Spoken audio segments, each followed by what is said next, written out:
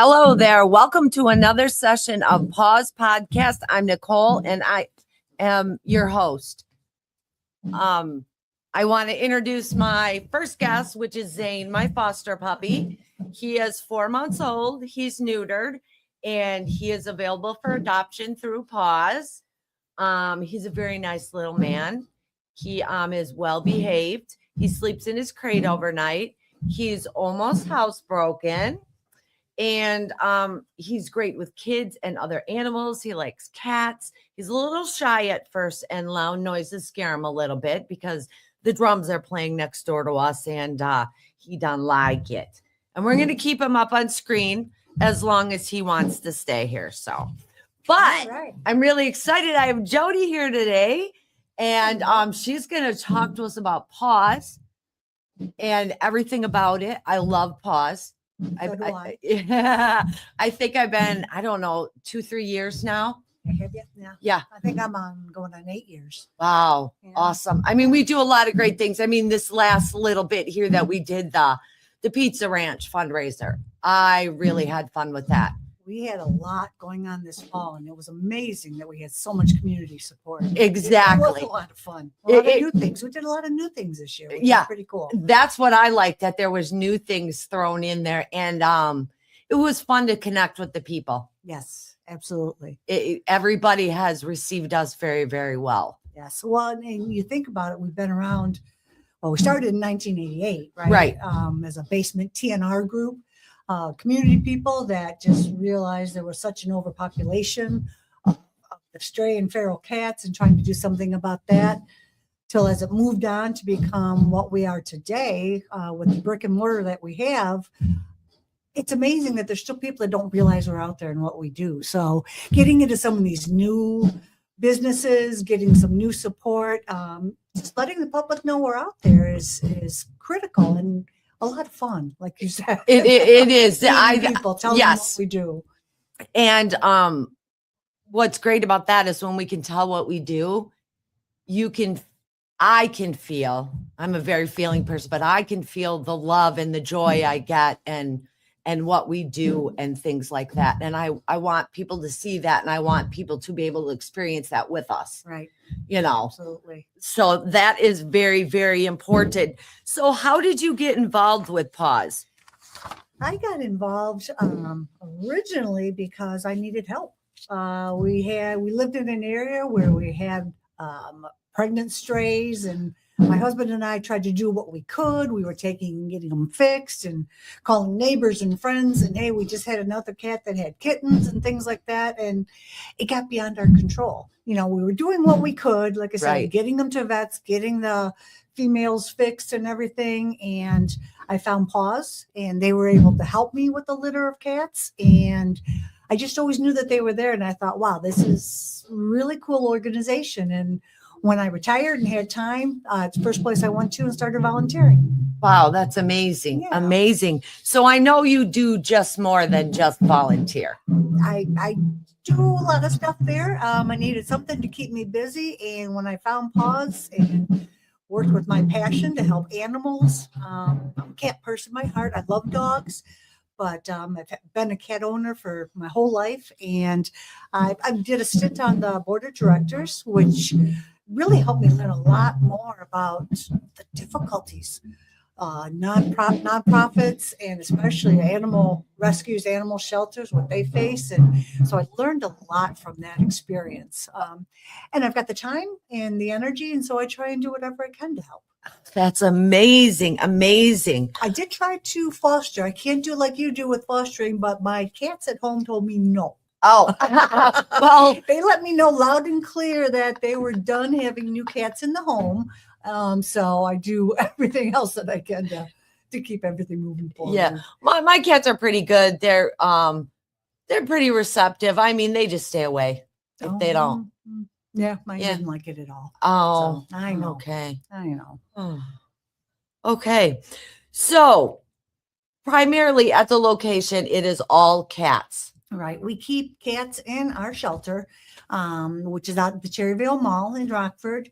We've got some beautiful enclosures with the cats stay. I mean, People are so amazed when they come in there. We really focus on quality versus quantity, if you will. We want to make sure we have time to work with the animals, make them good pets, make them ready to go into a home.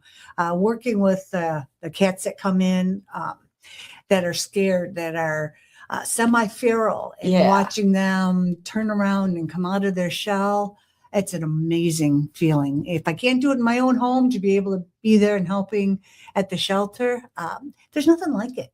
And to watch them grow, and when you see the kittens come in, they're adorable. They go very quickly. But it's some of the older ones that grab your heart. You know, that the volunteers, we fall in love with all of them. To be honest, we really do. And there's nothing that makes us happier than when we watch them find their forever homes. So we do just keep the cats in the shelter. And as you know, as a foster, all of our dogs are in foster homes. Right. So they get to learn to be a pet, to be a dog in a home. And you guys do such an amazing job teaching them. As you said, he's almost housebroken. And how old is he? He's 4 months. 4 months. I mean, but you just got him Saturday. Yeah. Exactly. Yeah. Crate training for people that want to or need that, and right. everything else. And they learn how to be part of a family, interact with other animals. I mean, it just really makes them wonderful pets when they do find their homes. So, so to see the dogs and everything like that usually requires, or does, I shouldn't say usually, it requires an application, and we make appointments so that the foster can be there. Like I said, I'm not telling you anything new. You've been doing this for years with us. But for everybody else that doesn't know. No, right. Because that's what the show is about, to tell people maybe what they don't know and how we do things. And, so we do the cats at the facility. The fosters are in home. What do you think, what do you want to say for reaching out for people who'd like to volunteer? Oh, we need volunteers. Absolutely. We need fosters and volunteers. Okay. We are limited with the number of dogs that we can rescue by the number of foster homes that we have available. So we always need fosters. And you can speak to that more than I can, I'm sure. But volunteers, we are always looking for volunteers, and it doesn't take that much. No, it doesn't. Looking for a 2-hour commitment once a week. Right. We have 2 shifts of volunteers at the shelter. So it's either 8 to 10 in the morning or 3 to 5.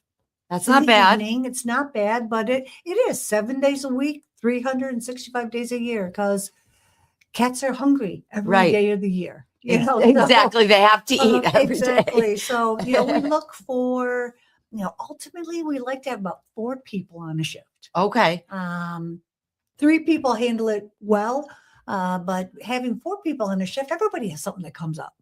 An appointment, an emergency, a vacation, everything like that, which everybody's got a life. Yeah. So having 4 people on the shift is like our sweet spot. Right. So if someone would say, I can't make it, or I'm sick or whatever, you still have your 3. Exactly. And I think so that puts us we like to have about 56 to 60 people, I guess I would say.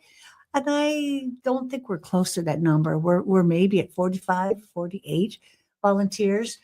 Which is not too bad. It's not bad. No, it's and our volunteers are wonderful. Oh, I love everybody. Oh my gosh. We're reaching out all the time for, we got openings, or somebody called off, or somebody can't make it. And the holidays are especially tough.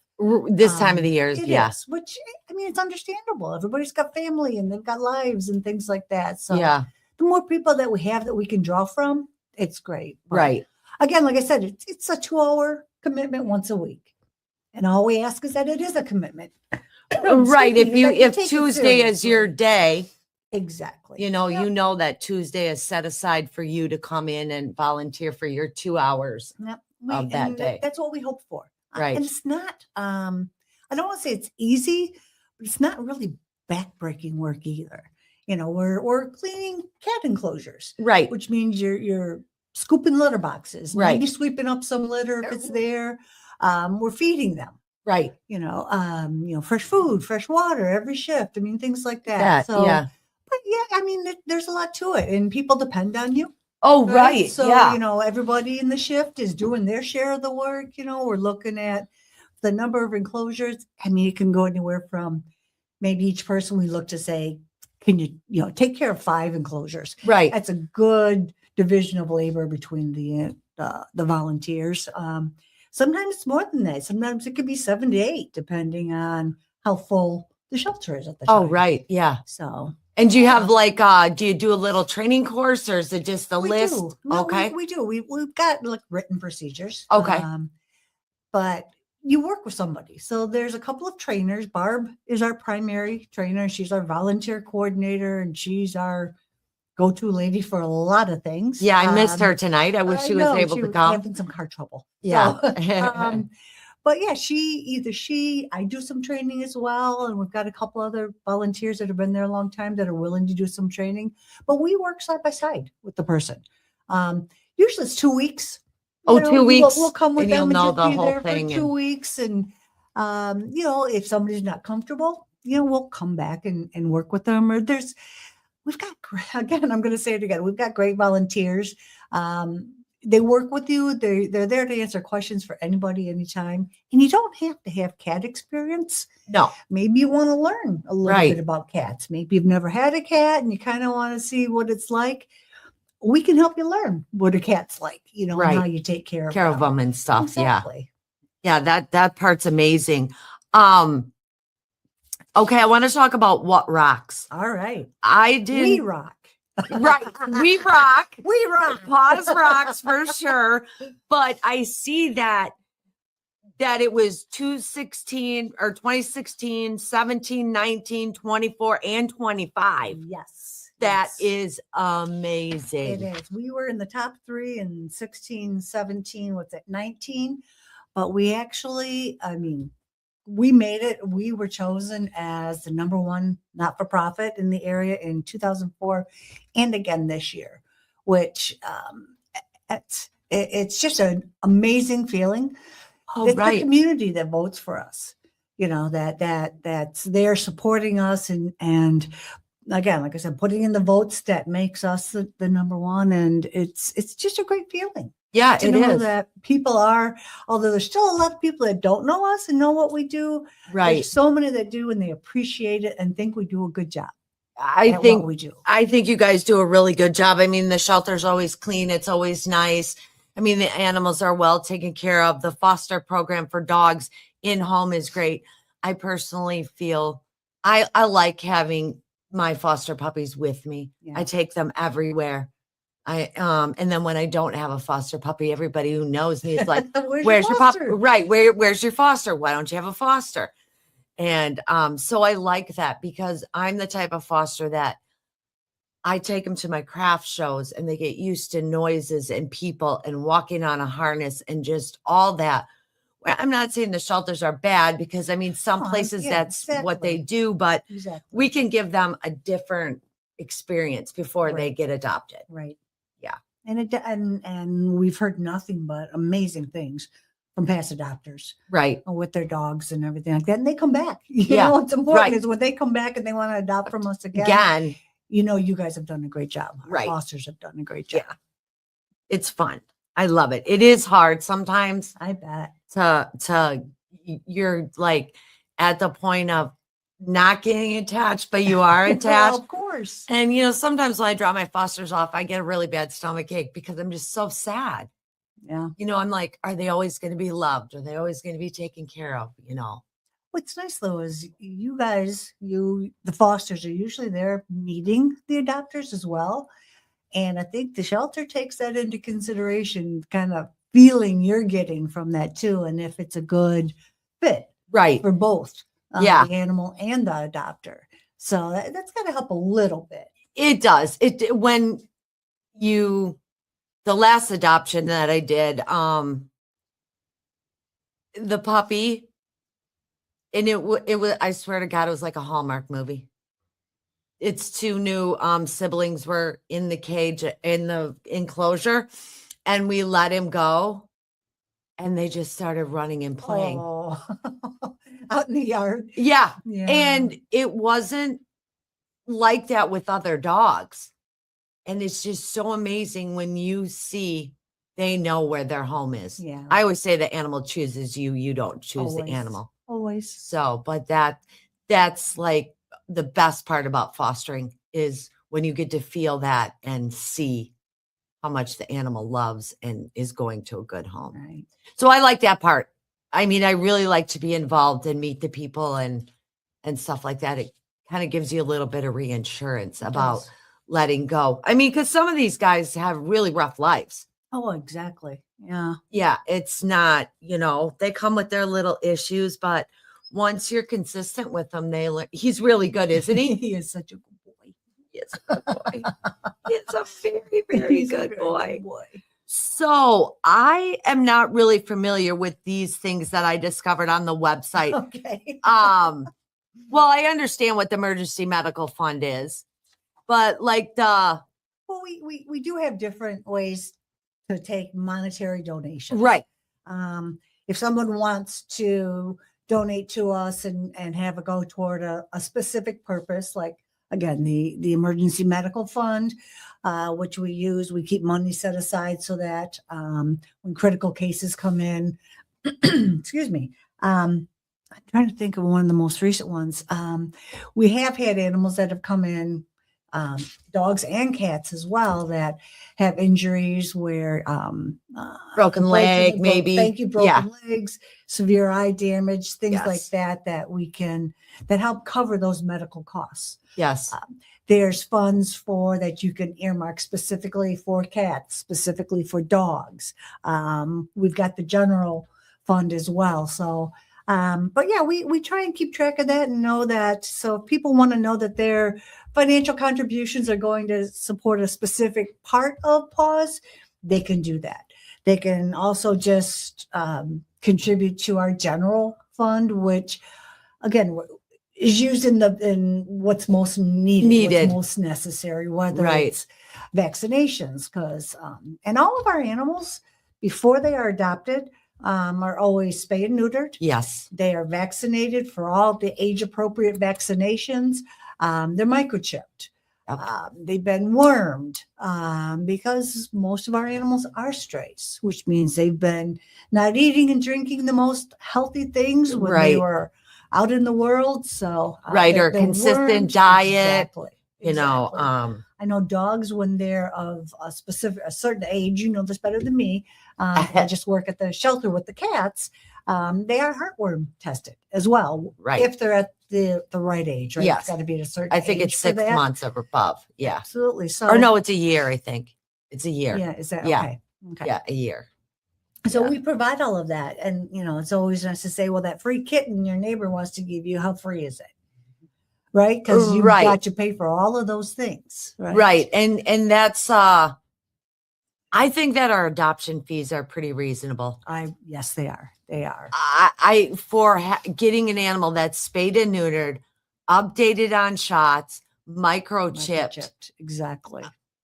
I don't think that I was very surprised at the amount that it was. Right. Because again, we're not for profit. Right. We're there to try and find these homeless pets the right homes, the best homes that we can find them. And that is such a huge focus. Right. You'll see we require an application for all of the animals. So the dogs and cats both. The dogs, of course, we need that because we've got to figure out which dog are you interested in and make sure we can coordinate the schedule with the foster and with the potential adopter to come in and meet the dog and everything. But we also require it for the cats. Because we want to know, what are you looking for? What are your needs? We want to help make the right connection. Whatever we can do for that. Right. So that's one of the reasons why we're not just open for anybody to just kind of come in and wander around. You find somebody's going to wander around. They're going to see a cat. They're going to look at it, think it's really cute and fall in love with it. And we're going to say, okay, you have other pets. This cat hates other cats. Right. Okay, right there, your heart's broken. Right. So it's things like that we try and help avoid. Right. So we just know what the home situation is and can try and guide you to the cats that we think will make a good fit for you. Exactly. Yeah, like a mini interview of okay, you have dogs or cats and they don't Or like this or maybe that. little kids, Yep. because we've got some cats that, because they were strays or because they were orphans, might not have the best, what do we Demeanor? call it? Appropriate play behavior. Oh, Which means right. they might be a little rougher, Right. right? Not mean, not attacking, nothing No. like that. But if you've got little kids, it would scare the little kids, Right. Or they'll they're cry gonna be because the scared. cat Exactly. scratched it and then they don't like the Yep. cat. And Exactly. So, Right. some of the stuff we look at to try and, excuse me, make sure, we can help you find the cats that we know. That's why we spend so much time with them and really get to know them and as best we can. I think that's too, sometimes when people come in and they have a certain animal in mind, Right. I think it's always good to maybe have 3 choices, learn each about that cat and see, like how you said, how it Yeah. fits into your life. Because if you choose the cat before you know the situation, We're never gonna limit someone to a Oh, specific. Okay, right, This yeah. is you had to Yeah. take this cat because of the. No, Right. we just guideline or like absolutely, to just give try you and help tips. Exactly. Yes. Tips is a Because good way to put it. tips, because Yes. sometimes that's how so many animals get returned. Yes. And that's why I try so hard with my fosters is to walk them on the leash, to get them potty trained, to, always play with them and put my hand in their food bowl or take the toys from them. So I want them to be adoptable by as many different types of families Sure. that can be. Sure. And, it's, It makes sense. yeah. Absolutely. I have grandchildren. So would that be somebody asked me, I had a craft fair this weekend and asking about Zane. And I'm like, well, if your 2-year-old's walking around with a cracker, he is going to eat it. I mean, there's just things you have to think about, Sure. and then is that going to scare the 2-year-old because it's walking around with the cracker and the dog's chasing him and eating it? I mean, it's just appropriate for what dog meets your, Right. and realistic. I don't think that some people are realistic when it comes to adopting. Yeah. Yeah.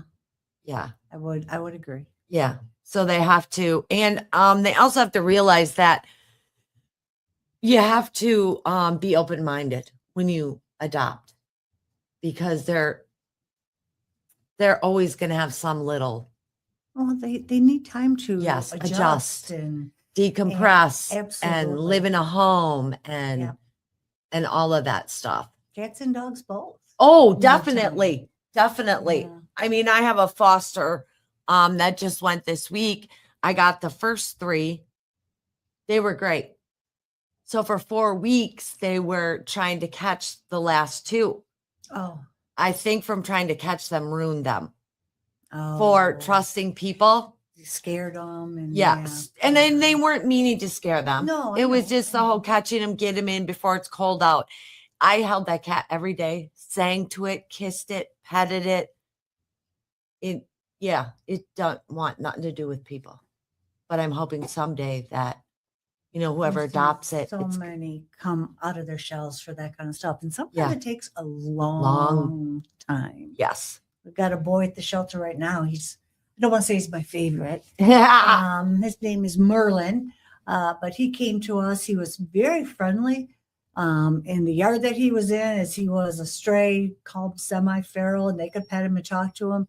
And he came in the shelter, and I don't know if it took 3 to 4 months Oh my before he goodness. would really let us. He was never aggressive. He was never mean. He was just scared to death. Yes. And now you walk by, Merlin's the orange boy in Alley Cat that will stand up and scratch down the glass if you've seen him standing there. No, I scratching didn't for see him doing attention. that yet. Yeah, exactly. So it can take some of them longer than others. Oh, know? right. Yeah. Every animal has its own time. I guess, is it to feel safe I think so. and secure where they're at? Trust. Trust. Like you said, trust. Yeah. I mean, unfortunately, humans do a lot of sad things to animals. They can. And we see that. So it's really hard for us not to be probably defensive, Protective. of the animals and stuff. And it's not, it's not dealing with it. It's like trying to find what works for that animal. Right. That's really hard because sometimes you try everything you know and you just think like you can't do this anymore because I don't know how to reach this animal. I don't know what I'm doing wrong. I don't, you know what I mean? Yeah. So you get kind of frustrated about that. But so let's talk about More cats? No. more cats. Yeah, we could talk about cats. We can talk about the cats. And Let's dogs talk all about night. fundraising and All right. financials and stuff. Absolutely. What I know it takes a lot. It does take a lot. It takes a lot for sure. Yeah. Veterinarians are expensive, vaccinations, Food, supplies, cleaning supplies, things that we need to Yes. do. You would not believe how much laundry we do. Oh, shelter. yeah. I mean, so even the simple things like laundry detergent and bleach, and one thing that PAWS does that is, I don't know if it's unique. I've never been in any other shelters, but it's something that I'm very proud of, and something that we are very strong about enforcing is sanitation. You know, to avoid any type of cross contamination within the yes. shelter, because shelter settings, and we do any research you want on the internet about shelter life and all that, and there are just things. I mean, upper respiratory infections, colds, Right. okay, let's call it a a cat common cold, cat cold. Yeah. can spread like wildfire if Yes. you're not careful. Yes. And other things, you know, like we said, the animals Ringworm. that we take in, ringworm, Which I absolutely, despise. giardia. Yes. You know, things like that, that if, you know, you're not careful and your volunteers and staff aren't conscientious about sanitizing, it can spread like wildfire. Right. Well, you it's know? almost like you have to have the mindset that I'm working in a hospital. Absolutely. If you're in Absolutely. and out, sanitize, wash your hands, Right. you know, everybody gets clean bowls every time, you Yep. know, and I know we have sinks where they We get do. sanitized and all the Yep. bowls and stuff like that. You have to do that.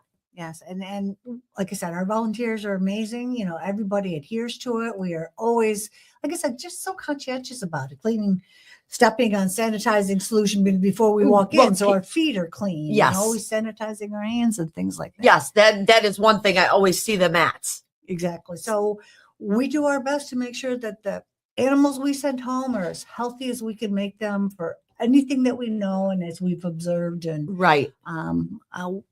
again, we'll pay a lot of attention to that. Yes. So The cats are very well taken care of. Yes. And like I said, we love them. I mean, we've got great volunteers. They love it. They love to spend time with them. They're always concerned if they see anything, you know, and they're bringing it up, and we've got ways to communicate those types of things. So, and knock wood, I don't know if this is wood or not, but I don't either. I don't remember having any situation. I mean, our shelter's never been closed because of anything, you know, happening that, you know, that we've had anything spread. I mean, yeah, have we had ringworm? Sure. I mean, You can't avoid it. You can't. Do we sometimes have upper respiratory? Sure. You know, Right. but we do the right things to try and quarantine, if you will. Minimize the Correct. Yeah. Right. Yeah. I Right. mean, So- fleas are normal. I mean, it's normal We don't cat. have fleas. No, I know you don't have fleas, but you know how it is. No fleas. in No our fleas, shelter. right? Oh, I'm like that with ringworm. Oh, I'm like, right. no ringworm. I will take fleas over To ringworm. bring this all the way back around only to our fundraiser that we call the No Fleas Market. Right, which is that's really fun. Right. I would really like to see how we can. I mean, I know the summer's busy and all that, but I would just like people to come and see the vendors and the people and the stuff that we offer that day. Well, we've got, you know, a committee. The committee's only been together a little over a year now. That's really, again, it's a committee of volunteers that Right. is focusing on fundraising and things like that. Again, to bring this conversation back around, as I can, you know, digress. So we've looked at the No Fleas Market, and we've got one of our volunteers, committee persons, however you say that, really wants to focus that. She wants to take that and really try and drive and see what she can do to rejuvenate that and just really put the attention there, get more vendors, do better by the vendors. so that we can get the word out for them more and make it beneficial on both sides. Yeah. Because we want to make sure that the vendors that are supporting us and the businesses, we're doing what we can to help drive their business as well. Oh, right. You always want to give back. Absolutely. Because it's like a complete circle that everyone helps everyone. And that's how it needs to be. You always have to be thankful for what you get and Correct. receive and give back as much as you get and receive. Absolutely. Absolutely. So like I said, I think we started this part of the conversation about fundraising. Right. And some of the things that we need and what it takes a lot. So that's why we try and do a lot of fundraisers because it is the supplies, whether it's not the most obvious supplies is the point I was trying to make. Right. We always need food, of course. Yes. We always need cat litter. We need all of those things, but it's the things that support some of the, what do you call it? The back room. Right. The back room stuff. The laundry detergent. soap and dish soap is expensive. Absolutely. So it's laundry soap, dish soap, paper towels. Yes. Believe it or not, copy paper and folders and things like that for the records that we need to take and everything that we keep track of that we do for whether it's on the volunteer shifts and keeping track. And I don't know if you've seen that or even know what we do as we keep a record for each cat that's in there for every shift, how well they're eating. What their litter box looks like, if you will. How do you tell if an animal's not doing well? Well, it's either are they eating and drinking well? Right. And are they having a normal litter box activity? Right. Exactly. So well, those are keeping track usually of the those first two things. signs that something's Exactly. wrong with your cat. So, that's a lot of records that we keep. Not to mention, the health records and the things that we provide to, the adopters when the animals go home. So, it seems you wouldn't necessarily think copy paper. Right. It is a big thing, but it is. It is. I mean, every little thing to make the full circle of bringing the animal in to Exactly. getting it adopted is expensive, and the world is expensive. Everything's expensive. It is. People expect the vet visits and the food and those types of things and microchips, but there's a lot that goes into it. Yes, there is for sure. Well, not to mention the building, the upkeep. Oh, goodness. Heating, utilities, air conditioning in the summer. Absolutely. I mean, just everything that goes with it. But you can see how well PAWS does at achieving that with the funds that they have. Can you imagine what we could do with more? Exactly. And I don't know how many people know, and I don't even know if you know that there's really only, I would say, what you call it, the FTE, full-time equivalent. I think we have 2. What's that? People on staff. Oh, yes, I do know that. One full-time person, our of course, executive director. And yes. 2 people, 2 part-time, if you will. Yeah. So everything else is handled by, again, shall I say, our amazing volunteers. Yes, amazing volunteers. Everything that they do, and fosters, because we also have fosters that'll come in and do some of the extra stuff that we need done, whether it's some of the lawn care or say we've gotten a big shipment of food or a big delivery of food or big donations, and all that's being sorted and put away and stuff like that. Exactly. Nico, how are we doing on time? We're doing 10 minutes. And okay. All right, let me get to the heart. Yes, let's go. We got to talk about furball. All right. Which I absolutely love. I am so glad. I'm so glad. It is our largest fundraiser of the year. This year, 2026, will be our 18th furball.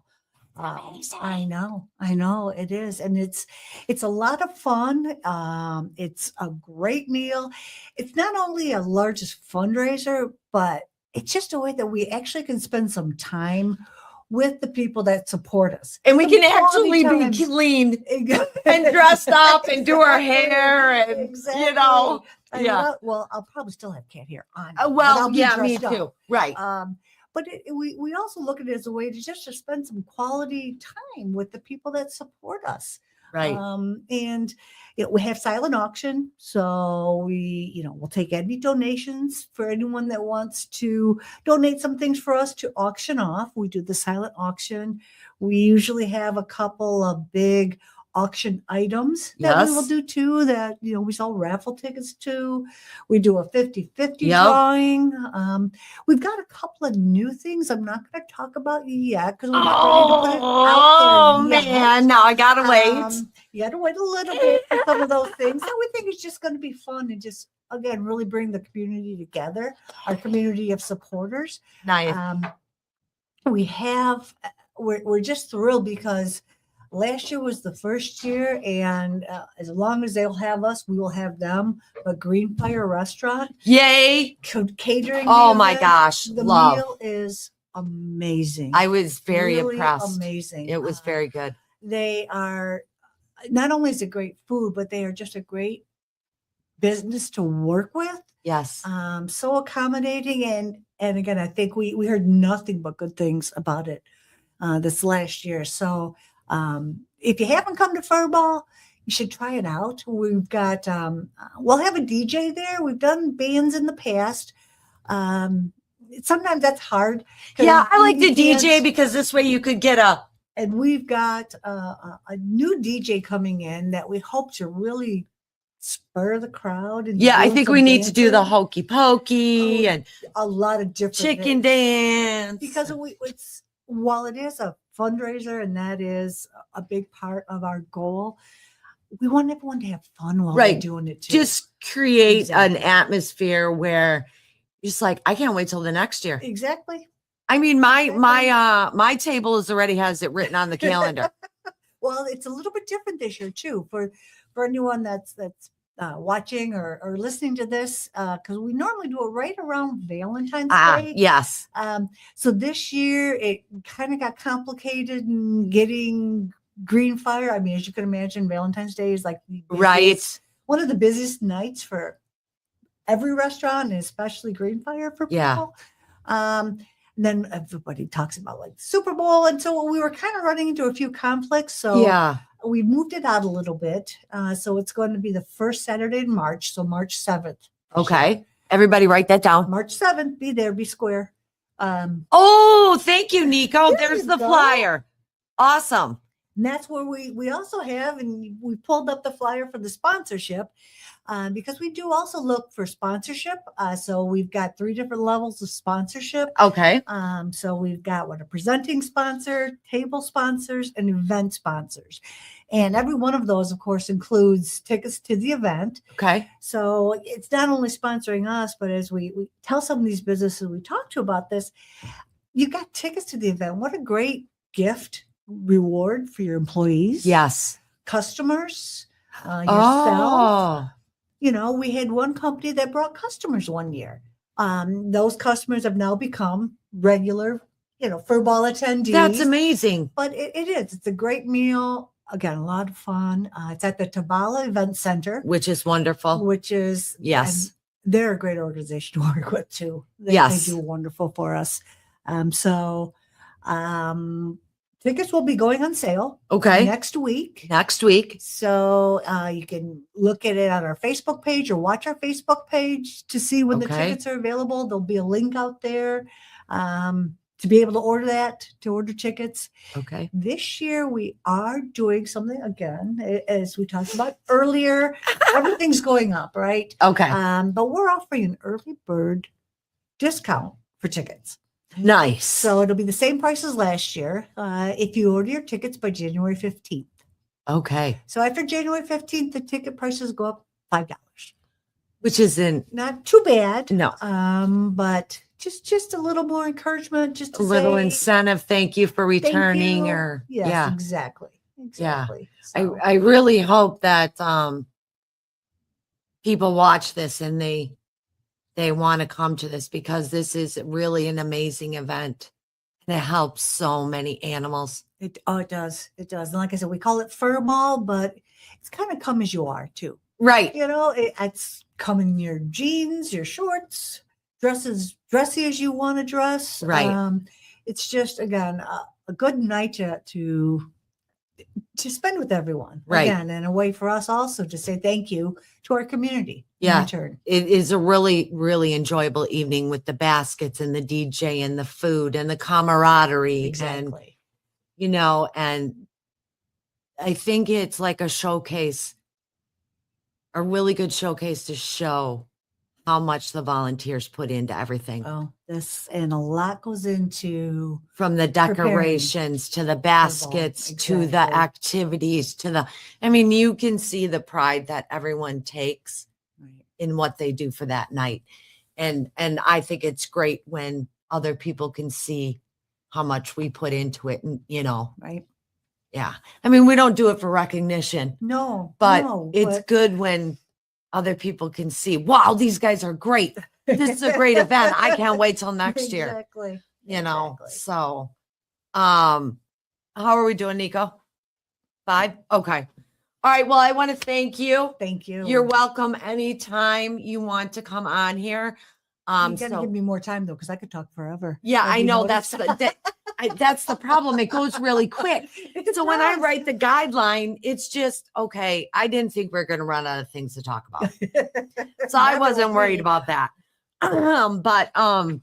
Thank you, Thank- Nicole, for doing this for us. And for this your is, fostering and everything else. yeah, I know. I love what I do. And if we don't have connections and people making the circle round, we can't do what we do. Exactly.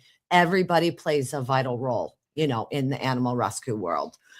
So thank you so much. welcome. I'm going to do a couple shout outs. I want everyone to know that Lisa's Little Rescue Pet Expo is March 21st, 2026, 11 to 4 p.m. I hope that everybody comes to this. Lisa works very, Right. very hard on this. Absolutely. She does. And every year it gets bigger and better. And that is at 305 South Madison Street, Rockford. I also want to put a shout out to my 3 pups. We're now in Capron, and that is 142 West Main Street. We're there every Tuesday from 10 to 2. If you are struggling and you need help to feed your animals, we have cat food, dog food. Every week's a little different. Sometimes we have treats, sometimes we don't. Sometimes we have wet food. Everything that we give out is dependent on what we get donated, but we always have dry food. So if you're struggling, please come down, come and meet us. Our new place is amazing. And all of us volunteers love to meet new people. Bring your pets in. We like dressed up pets. We're just totally silly there every Tuesday. But I also want to say happy holidays to everybody. Please be safe. Thank you to everyone who's watched my podcast, came to my vendor shows, who have contributed or volunteered for I'm going to cry, for the organizations that I help out every year. There is nothing better or a better feeling that knowing that you can make a difference in the life of an animal that truly needs you, or that you can help people that need food for their animals and to help keep them in their homes. That is one of our biggest goals in having the My 3 Pups is we want to help you. We want to be there for you so you can keep your pet. That's amazing. Yeah. And last of all, I wish Drew was here because he says it best. Spay and neuter. And we will see you next year. Thank you.